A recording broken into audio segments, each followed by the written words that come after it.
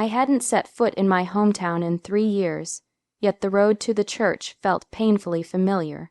The air was cold enough to sting my lungs, but nothing compared to the weight pressing against my chest. It wasn't just grief, it was the dread of facing the people I had left behind, the whispers, the questions, and most of all, my brother, Elias. The church doors creaked as I pushed them open. Warm candlelight spilled across the floor, illuminating rows of somber faces. Every head turned. Some eyes widened, others narrowed with suspicion, and almost all lips curled into quiet, judgmental whispers. I ignored them as best I could and walked toward the front where my father's picture rested beside the casket, a photo of him smiling, full of life, full of warmth. My throat tightened. I wanted to reach out and touch his face, but my hands trembled. I'd barely taken my seat when Elias stepped into the aisle, his shoes clicking sharply on the marble floor. He looked taller than I remembered, dressed in an expensive black suit that didn't fit the spirit of mourning. It fit the spirit of ownership. Then he said it, loudly, clearly, cruelly. She's just here for the money.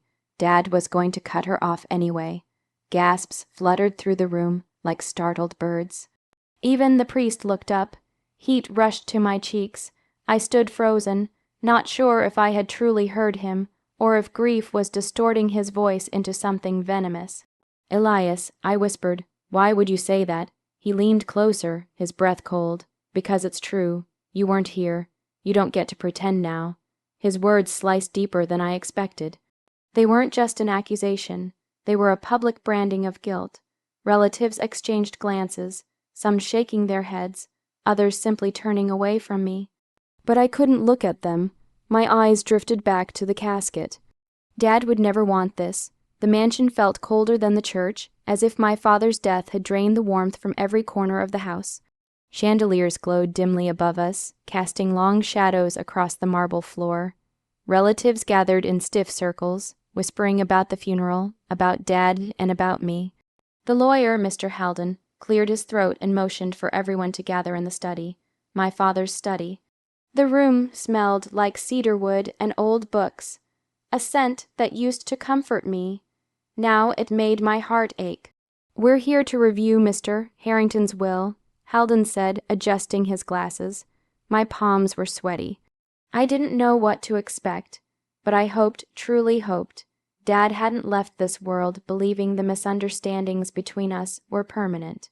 Haldon took a deep breath as he opened the folder. "According to the will I have on record, the estate is to be divided equally between both children." Elias slammed a different folder onto the desk. "That will is outdated," he announced sharply. "Dad signed a new one 3 months ago." My stomach dropped. Haldon blinked. "A new one?"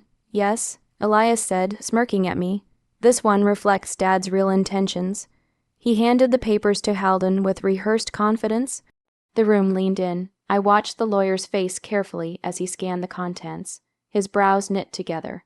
The way he squinted at the signature made my pulse quicken. "This is unexpected," Haldon said cautiously. "Miss Harrington has been removed entirely." A murmur spread through the room. Elias folded his arms.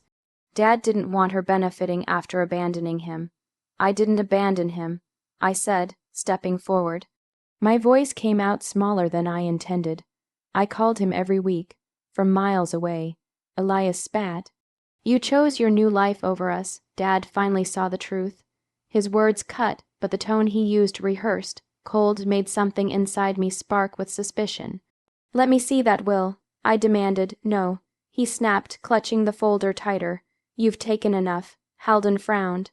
"Mr. Harrington, she has every right." Elias ignored him and turned toward the window. "Dad made his decision. I'm simply honoring it, but I saw it." The slight twitch of nervousness in his jaw, the crack in his confidence. Elias wasn't usually nervous, unless he had something to hide. As the relatives whispered and Haldon tried to calm the rising tension, I stepped back, my mind racing. If Dad really changed his will, why hadn't he told me? Why had he left this world without saying a word? Unless he didn't change it, unless Elias did, the realization sent a chill through me. I needed answers, and I needed them fast. The next morning, the sky was gray, heavy with the promise of rain. It matched the weight sitting in my chest. I spent the night replaying the scene in the study, Elias's smug expression, the suspicious will, and the lawyer's troubled eyes. None of it made sense. Something about my father's new will felt wrong, too sudden, too convenient, too perfectly aligned with Elias's desires. I decided to visit my father's company. I needed to see people who had known him in his final months, people who could tell me whether he had ever mentioned disowning me. The office was quiet when I arrived, employees bowing their heads respectfully. My father's business partner, Mr. Rowan, greeted me with a mixture of sorrow and relief. "I'm glad you came," he said softly, ushering me into his office. "Your father spoke of you often." My breath caught. "He did." Rowan nodded. "He was proud of you. He worried about you. He wanted to mend things when the time was right." A lump formed in my throat. If Dad wanted to fix things, why would he cut me out of everything? Almost as if reading my thoughts, Rowan opened his drawer and pulled out a small black USB drive. "Your father gave me this," he said, "told me to hand it to you if anything ever happened to him suddenly." My heart stopped for a moment. Suddenly, did he say why? Rowan hesitated. He mentioned tension with Elias' concerns about certain financial irregularities. He didn't want to accuse anyone without proof, but he asked me to keep this safe. My fingers closed around the USB, and a shiver traveled down my spine. Dad had been worried. Dad had been preparing. My grief twisted into dread.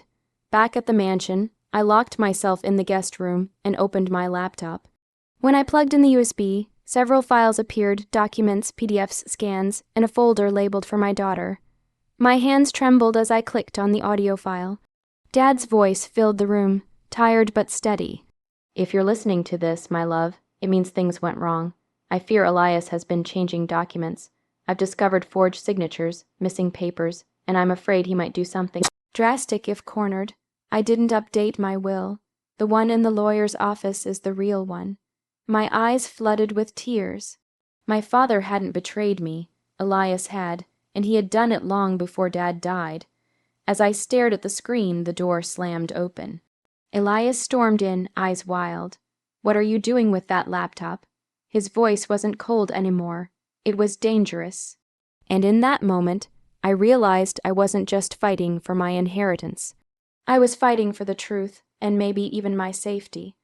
Elias's footsteps thundered across the wooden floor as he advanced toward me, eyes blazing with panic and fury. "Give me that USB," he demanded, his voice low and trembling, not with grief, but with fear. I snapped the laptop shut and stepped back. "Dad left this for me. He lied to you," Elias shouted, though his voice cracked in a way that betrayed him. "You don't understand anything about what happened here. What I understand," I said steadily, "is that you forged a will, and Dad knew you were capable of it." His jaw tightened. For a split second, raw guilt flickered across his face. Then it vanished behind anger. "You think anyone will believe you?" "Yes," I whispered, "because I have proof." His nostrils flared. "You should have stayed gone, but I was done being afraid of him, done being silenced, done being treated as an inconvenience in my own family." The next morning, I went straight to the lawyer's office. I placed the USB on his desk without a word. Mr. Halden listened to the recordings, scrolled through the files, examined the scans of the real will, and when he finally looked up, his expression was grave. "This changes everything." What followed felt like watching a series of falling dominoes, one truth knocking down another. Halden contacted the board of my father's company. Investigators reviewed the documents. Financial experts traced the money Elias had siphoned away. Police officers were notified. The relatives were summoned for a meeting. By evening, the entire family gathered in the main hall of the mansion. A hush fell when I entered. Elias stood by the fireplace, pale but still trying to look confident. "What is this?" he snapped. I stepped forward, the truth. Then I pressed play. Dad's voice filled the room, echoing through the hall with devastating clarity. "If you're hearing this, it means I'm gone. Elias has been forging documents. My real will is with the lawyer. I trust my daughter to do what's right." The silence afterward felt endless.